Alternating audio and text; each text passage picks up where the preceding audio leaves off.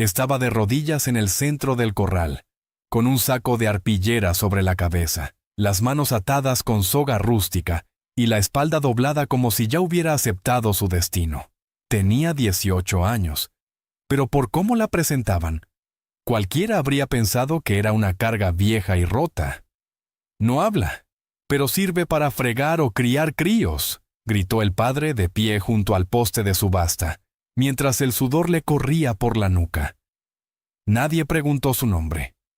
Nadie la vio a los ojos. Solo era una figura muda, cubierta, vendida como castigo por haber desobedecido. En el pueblo se decía que había intentado huir con un jornalero, y que su padre la atrapó antes de que cruzara el río. Como castigo, la ofrecía ahora, como si fuera ganado enfermo. Los hombres observaban desde las sombras con ojos vacíos, murmurando y riéndose entre dientes, hasta que se hizo el silencio. Un hombre distinto se había acercado. No tenía sombrero, ni botas brillantes. Su cabello oscuro colgaba suelto hasta los hombros, y su pecho descubría cicatrices viejas sobre piel de bronce. Un apache, de rostro impasible, mirada quieta y caminar recto. Se detuvo frente a la subasta sin decir palabra y dejó caer 2 monedas en la tierra. El padre se rió. «Eso es todo. No vale ni la mitad de su vestido». Pero el subastador miró al apache, luego al padre que con un gesto resignado aceptó. «Trato hecho», dijo con desprecio. El apache se acercó a ella en silencio. Nadie respiraba. Se arrodilló y con manos cuidadosas desató el saco. Cuando lo retiró, el mundo pareció detenerse. El rostro de la joven estaba húmedo, la boca apretada, las mejillas marcadas por el roce de la tela. Pero sus ojos, grandes y claros, se abrieron al ver quién estaba frente a ella. No había miedo en él, solo firmeza. El apache la miró unos segundos, y entonces dijo, con voz suave pero audible, «Ella es mi esposa». Nadie respondió. Nadie se rió. Solo lo vieron alzarla con cuidado entre sus brazos, como si pesara menos que el viento. La muchacha no dijo nada, ni siquiera lloró. Pero cuando su mejilla rozó el pecho de aquel hombre, algo dentro de ella, algo que había muerto esa mañana, volvió a respirar, aunque fuera solo un poco. El camino hacia el norte era largo, pero él no miraba hacia atrás ni una sola vez. Caminaba con paso firme, como si ya supiera a dónde la llevaría. Ella seguía envuelta en silencio, con el saco ahora colgando entre sus dedos y la cuerda aún marcada en sus muñecas. A su lado, él no la miraba, pero tampoco se alejaba. Cuando ella tropezó con una piedra suelta, fue su mano la que la sostuvo sin palabras. Al llegar a un claro entre los árboles, se detuvo junto a un pequeño arroyo. Le ofreció agua con una concha de madera, y luego señaló unas raíces secas que ardían con facilidad. Allí encendió una pequeña fogata. Ella se sentó en cuclillas, temblando sin entender si debía agradecer, temer o simplemente esperar órdenes. Pero él no dijo nada. Sacó un pedazo de pan envuelto en hojas secas y se lo tendió. Ella lo aceptó, sin saber si debía morderlo o dejarlo en el suelo como limosna. Cuando por fin lo probó, rompió a llorar. No porque tuviera hambre, sino porque era la primera vez en días que alguien le ofrecía algo sin golpearla antes. El apache la observó con atención, pero no se movió. Esperó a que comiera, a que se limpiara la cara con la manga, y solo entonces habló. ¿Tienes nombre? Ella asintió con la cabeza. Sí, dijo en un susurro apenas audible. Naela. Él repitió su nombre en voz baja, como si lo pesara en la lengua. Naela, murmuró, y luego se puso de pie. Yo soy Kiona. Ella alzó la vista. No lo había escuchado decir nada más hasta entonces. Se preguntó si él tenía una esposa antes, si era costumbre comprar mujeres silenciosas, si ella sería solo una más. Pero cuando él volvió con un trozo de manta para cubrirla del frío, se lo puso en los hombros con tal suavidad que sintió el temblor regresar, no de miedo, sino de algo más antiguo. dignidad. Esa noche durmió sentada, con los ojos abiertos, observándolo mientras él alimentaba el fuego sin hablar, sin tocarla, sin exigir nada. Y por primera vez desde que la ataron como castigo, no sintió que debía desaparecer. Sintió, aunque no supiera por qué, que su vida todavía podía empezar. Cuando Naela despertó, el fuego aún humeaba, y la manta seguía sobre sus hombros. Kiona no estaba a la vista, pero no pasó mucho hasta que escuchó su regreso, silencioso como siempre, con bayas y raíces, en una cesta de corteza. Ella se enderezó, aún envuelta en ese trozo de lana áspera que olía a humo y a tiempo. «Gracias», murmuró, sin saber si él la entendía. Él solo asintió y se sentó a pelar raíces. El silencio entre ambos ya no era tan pesado. Pero ella lo rompió, sin pensarlo. «¿Por qué me compraste?» Él no alzó la vista. «No compré», dijo. «Pagué para que no te quebraran». Ella bajó la mirada, mordiéndose los labios. Sabía bien lo que significaba quebrar en la boca de los hombres de su pueblo. Había escuchado risas cuando su padre la ofreció en voz alta como castigo, diciendo que ninguna mujer tan obesa podía ser esposa ni madre. Kiona, en cambio, la había llamado por su nombre, y ahora la cubría con una manta que no olía a rencor. «¿Tienes esposa?», preguntó. Él negó con la cabeza. «Murió hace años». Ella no quiso preguntar más, pero notó algo en su mirada cuando habló de ella. Una sombra breve, apenas una brisa de recuerdo. Luego él sacó una pequeña bolsa de piel y la colocó en su mano. «Hierbas, para cuando el miedo no te deja dormir». Ella la sostuvo como si fuera oro. «¿También la cuidabas a ella?». Kiona no respondió, pero su gesto fue tan cuidadoso, tan ajeno a la obligación, que la respuesta era clara. Naela no era amada, no todavía, pero tampoco era propiedad. No era castigo. Esa noche, al recostarse bajo un manto de estrellas que apenas recordaba ver en paz, se giró hacia donde él dormía, con la espalda hacia ella. Y antes de cerrar los ojos, pensó en algo que la sorprendió, no en escapar, sino en quedarse, no porque no pudiera irse, sino porque él no la obligaba, porque por primera vez alguien la veía y no la corregía, solo la dejaba ser. Naela no sabía cuánto tiempo había pasado desde la última vez que rió de verdad. No una risa nerviosa, ni una carcajada falsa para no parecer demasiado herida frente a quienes la juzgaban, sino una risa inesperada, nacida de algo simple y tonto. Ese día, Kiona la llevó a recoger agua al arroyo, entregándole un cubo que parecía más grande que ella. «¿Eso es para que entrene mi espalda o para que me hunda?», preguntó, sin pensar. Y cuando lo dijo, él alzó la ceja, luego sonrió. Una mueca leve, pero clara. Ella soltó una risa corta, después otra. Luego ya no pudo parar. El eco de su risa llenó el bosque. Kiona no se rió con ella, pero tampoco apartó la mirada. La observó como si esa risa fuese un sonido sagrado, uno que no había escuchado en años. Ella se tapó la boca, avergonzada. «Perdón», murmuró, «no estoy acostumbrada a reír». Él negó con la cabeza. «No pidas perdón». Sonaba bonito. Esas 3 palabras la desarmaron. De regreso al refugio, le mostró cómo encender el fuego sin yesca, con una piedra y metal. Sus manos se tocaron brevemente, y ella no se apartó. No fue un roce íntimo, pero sí humano, presente, cálido. Por la tarde, mientras él tallaba algo en madera, ella se acercó por detrás y vio que era una figura de oso. «¿Es para ti?», preguntó. «Para ti», respondió él sin mirarla. «Tú peleas como uno». Ella se encogió de hombros. «Siempre dijeron que parezco un animal, solo que nunca fue un halago». Él dejó la talla y la miró por fin. «Un animal no es algo feo, solo fuerte, solo libre». Ella no sabía si creerse eso aún, pero lo anotó en su alma como una semilla. Esa noche, en la manta que ya sentía propia, durmió con la figura del oso en la mano y su risa aún viva en el pecho. no por el chiste, sino porque por primera vez alguien no se burló de su alegría.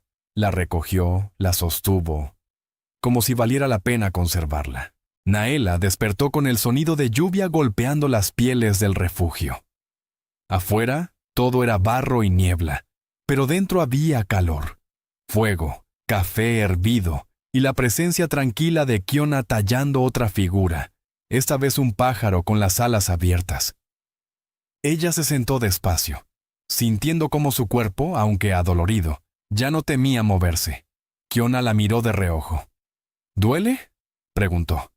Ella asintió, pero luego agregó: menos que antes. Pasaron la mañana en silencio, hasta que ella, por voluntad propia, le tendió el brazo. La manga caída dejó ver una cicatriz larga, mal cerrada, en su antebrazo izquierdo. Kiona no preguntó cómo ocurrió. Solo la miró con una expresión de dolor contenido. «Fue mi padre», dijo ella. «Tenía 12 años. Dijo que era para que no olvidara mi lugar». Kiona no respondió, pero dejó a un lado el cuchillo de talla y, con dedos firmes, le pasó una pomada de hierbas sobre la cicatriz. «Aquí», dijo, «ya no tienes ese lugar». Ella tragó saliva. «¿Y cuál sí tengo?» Él la miró por fin, sin evasión. «El que tú decidas». Esa simple frase la sacudió más que cualquier castigo. No estaba acostumbrada a que su voluntad importara. Más tarde, lo vio salir con arco y flechas al bosque. A la hora, regresó con un pequeño ciervo, y mientras lo preparaban juntos, Naela no miraba la sangre. Miraba cómo él trataba a cada parte del animal con respeto. «Mi madre decía que cuando se mata con gratitud, el alma del animal se queda a cuidarte». Kiona asintió. «La tuya debió ser sabia». Ella sonrió, aunque sus ojos se humedecieron. «Murió sin verme libre, pero quizá me ve ahora». Esa noche, después de comer, Kiona le entregó la figura del pájaro. «Para cuando quieras volar». Ella no dijo nada, solo la sostuvo, fuerte, como si ese regalo fuese la primera promesa que alguien le hacía sin esperar nada a cambio. Afuera, el viento silbaba entre los árboles. Pero adentro, Naela sintió algo nuevo. Seguridad que no se gritaba, se ofrecía, sin condiciones, sin cadenas. Naela no sabía cuánto tiempo había pasado desde que llegó a esa cabaña oculta entre los pinos. Los días ya no se contaban por amenazas ni castigos, sino por pequeños gestos. El humo del café en la mañana, el roce accidental de 2 manos al partir pan, el silencio cómodo entre palabra y palabra. Pero esa tarde, mientras Kiona arreglaba el techo dañado por la lluvia, Naela salió descalza y con el pájaro tallado aún en el bolsillo. Lo observó trabajar, firme, metódico, con la frente perlada de sudor y los músculos tensos por el esfuerzo. No por mostrar fuerza, sino porque el trabajo lo merecía. Cuando él bajó, ella lo esperaba sentada en el tronco frente al fuego, nerviosa. «¿Puedo preguntarte algo?» Él se sentó a su lado sin prisa. «Claro». Ella respiró hondo. «¿Qué vas a hacer conmigo cuando estés cansado de tenerme aquí?» Él la miró como si no entendiera. «No estoy esperando cansarme». «¿Entonces qué soy?», preguntó, casi con rabia, como si quisiera que él le dijera algo que doliera. Pero él, con voz serena, respondió: «Una mujer que está viva, que puede decidir por primera vez». Ella bajó la vista. «Quiero quedarme».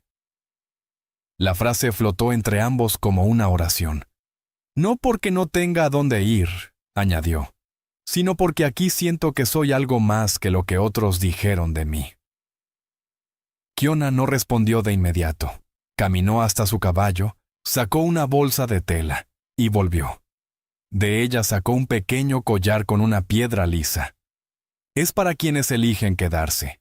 Lo llevamos los que no huimos de nuestro dolor, sino que lo transformamos». Él se lo tendió sin tocarla. Ella lo tomó con manos temblorosas y se lo puso. Esa noche, ella durmió por primera vez sin pesadillas. Y cuando despertó, Kiona ya no era solo el hombre que la había comprado para salvarla. Era el hombre que le había devuelto la capacidad de elegir. La noticia llegó con un murmullo entre los árboles. El cobrador del padre de Naela venía en camino, reclamando lo que aún creía suyo. Iba de rancho en rancho con un acta firmada por su patrón, declarando que la muchacha entregada solo estaba prestada hasta el pago completo. Kiona escuchó en silencio cuando un viejo vecino apache vino a advertírselo. No levantó la voz, no gritó, no buscó su arco. Solo se volvió hacia Naela, que había escuchado desde la puerta. «Quiero enfrentarlo contigo», dijo ella, con el mismo temblor con que se enfrenta a un lobo hambriento. Kiona asintió. «Entonces hablaremos juntos». Cuando el cobrador llegó, montado y arrogante, Naela ya estaba allí, de pie junto al fuego. Iba sin capucha. Llevaba el collar que Kiona le dio, y en sus ojos no había vergüenza.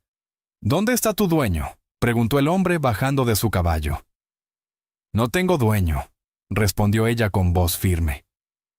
Lo que se entregó como castigo fue recibido aquí como persona. Kiona se mantuvo unos pasos detrás, como respaldo, no como escudo. El cobrador se rió. «Ese collar no borra las firmas, mujer». Pero antes de que pudiera sacar el documento, Naela lo interrumpió. «Yo también sé firmar».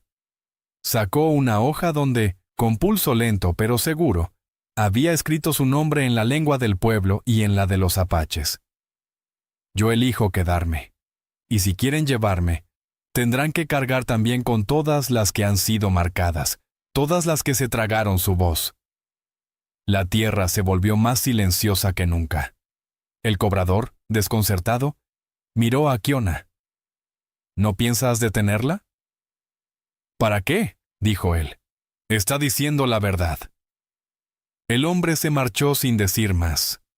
Y Naela, por primera vez, no se sintió parte de una deuda. Se sintió libre, porque había hablado en voz alta, y nadie la había callado. Naela ya no dormía con miedo, pero tampoco con olvido. Su collar de cuentas se había vuelto una promesa, no un disfraz. Esa tarde, mientras lavaba ropa en el arroyo, notó a una mujer joven sentada sola bajo los sauces. Tenía la espalda encorvada, los brazos cruzados sobre las rodillas, y algo en su silueta le recordó demasiado a su yo de antes. Naela se acercó sin hablar. Solo cuando estuvo a su lado, la joven levantó el rostro, y la marca en su cuello era idéntica a la que alguna vez cubrió Naela. Un círculo roto, hecho con hierro al rojo. «¿Quién te lo hizo?», preguntó Naela en voz baja. La chica tragó saliva. «Mi patrón. Dijo que así nadie me robaría, que era suyo». Naela no lloró por ella. No era el momento. Solo se quitó el pañuelo que llevaba al cuello, lo mojó en el arroyo, y le limpió la marca con manos que no temblaban. «Nadie tiene derecho a dejarte así», dijo. «Te estás quedando aquí». La muchacha negó, asustada. «No puedo, me buscarán». «Entonces que vengan», murmuró Naela, «y verán que esta vez no estás sola». Esa noche, Kiona observó desde lejos cómo Naela tejía un nuevo collar, igual al suyo, para la joven. «¿Otra que proteger?», preguntó con media sonrisa. «Otra que merece elegir», respondió Naela. En el círculo de fuego, dos mujeres tejían hilos de dignidad, donde antes solo hubo silencio. Y el eco de su resistencia empezaba a recorrer la aldea, como un tambor que nadie había tocado. Hasta que alguien se atrevió. No fue Naela quien pidió justicia. Fue la joven marcada, de voz temblorosa pero firme, quien se paró ante el círculo de ancianos esa mañana. Kiona la había acompañado hasta el centro, pero se quedó atrás, observando.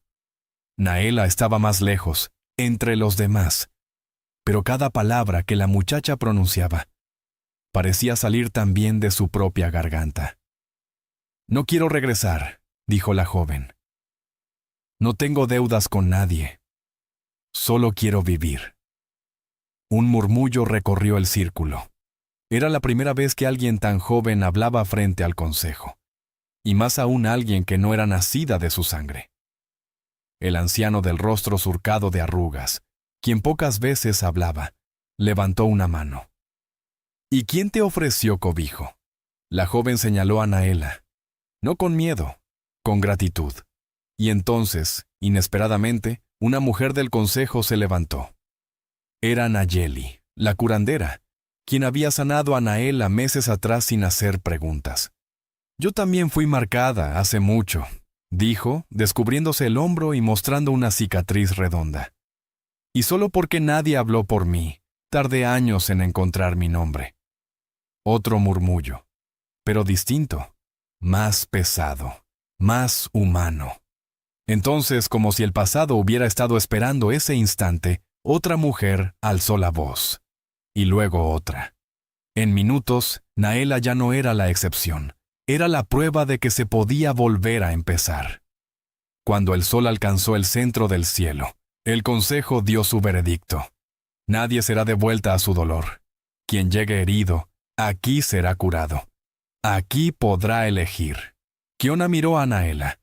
Ella no lloraba, pero su pecho subía y bajaba como si acabara de correr años enteros. Porque por primera vez, su historia no era solo suya, era parte de algo más grande. Esa mañana, mientras el humo del desayuno aún flotaba en el aire, una mujer tocó el tambor central con 3 golpes lentos. Era Naela. No buscaba ayuda, ni perdón, ni promesas. Solo quería hablar. Frente al círculo completo de la aldea, respiró hondo. Durante años me llamaron de 1000 formas: basura, carga, pecado, obesa, estorbo. Pero ese no era mi nombre. La gente guardó silencio. Algunos con la cabeza gacha, otros con lágrimas sin vergüenza. Kiona se acercó por detrás, puso una mano en su hombro y asintió. Mi verdadero nombre, continuó Naela.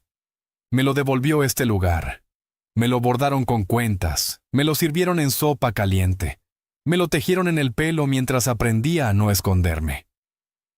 La joven marcada, quien ahora usaba su propio collar, rojo y blanco como la luna sobre la sangre, dio un paso al frente.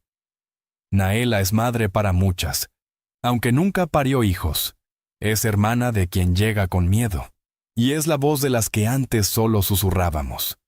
El anciano que rara vez hablaba se levantó. En sus manos traía un trozo de madera tallada. Era el símbolo de bienvenida a los guardianes del fuego, quienes no lideraban, pero sostenían. Naela, dijo con solemnidad, tu cuerpo nunca fue el error. Nuestra ceguera lo fue. Hoy te pedimos que nos ayudes a ver mejor. Cuando colocaron el símbolo en su puerta, toda la aldea aplaudió. Y entre ese murmullo de palmas y gratitud, un niño pequeño, hijo de la mujer marcada, corrió hacia ella, la abrazó por la cintura y gritó con inocencia, «Mi mamá no tiene miedo». Naela rió. No por burla, sino porque por fin alguien había dicho la verdad. Y esta vez no necesitaba más palabras. Por favor, dale like, comparte y suscríbete para apoyar más historias del alma aquí en Lágrimas de Ayer. Si tú hubieras visto cómo la señal en su cuello fue borrada por tantas otras voces, ¿también habrías hablado? Cuéntanos en los comentarios.